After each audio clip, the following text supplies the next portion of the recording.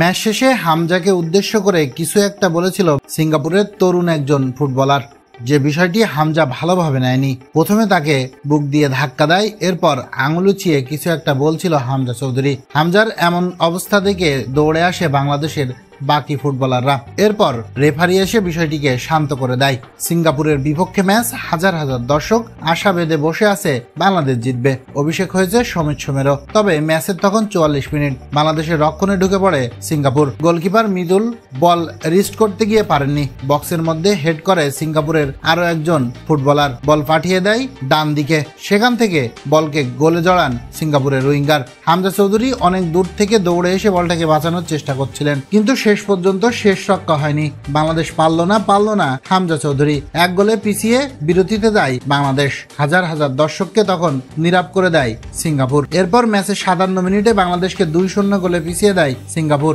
অনেক সুযোগ নষ্টের পর অবশেষে বাংলাদেশ গোলের দেখা পায় ম্যাচের 67তম মিনিটে। হামজা চৌধুরীর বানিয়ে দেওয়া বল থেকে সিঙ্গাপুরের গোলকিপারকে বোকা বানান রাকিব, আর সেখান থেকে বাংলাদেশ প্রথম গোল আদায় করে নেয়। তবে ততক্ষণে অনেক দেরি হয়ে গেছে। শেষ পর্যন্ত ম্যাচটি সমাপ্ত হয় 2-1 গোলে।